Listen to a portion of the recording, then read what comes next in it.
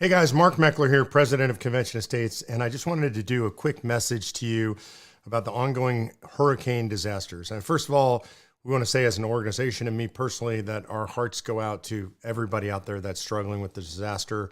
We pray for the lives lost, the families who are struggling with those lost lives, the families that are struggling from the property devastation and destruction.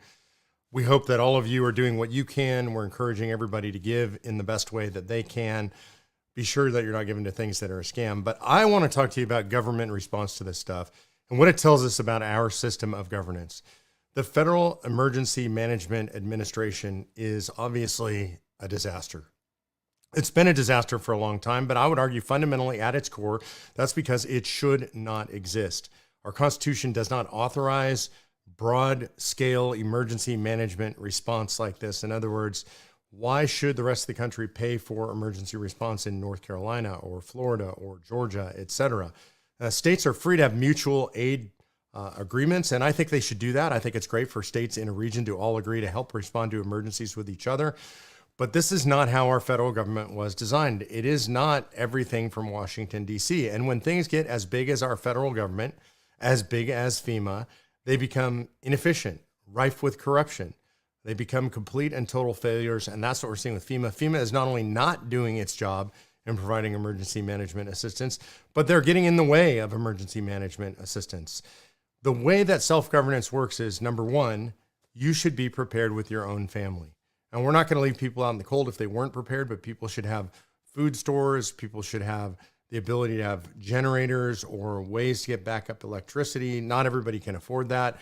That's why we should work in not just ourselves, but our neighborhoods and our communities through our churches, our temples, and our synagogues. The next layer of response for disaster should be out from there, and it should be in our city government. Our city governments should be ready for this stuff. Then our county governments. And then, if we have to, our statewide governments. This is subsidiarity.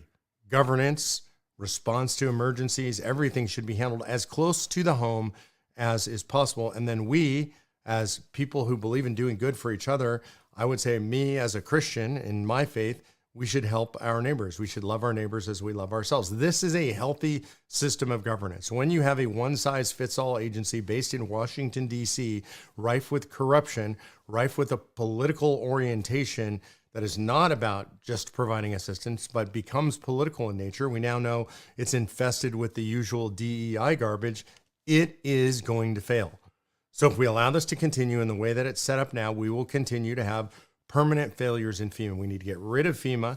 We need to send all of that money back to the states on a proportional basis that they paid into the federal government, send it all back to the states, and let the states handle their own disaster preparedness.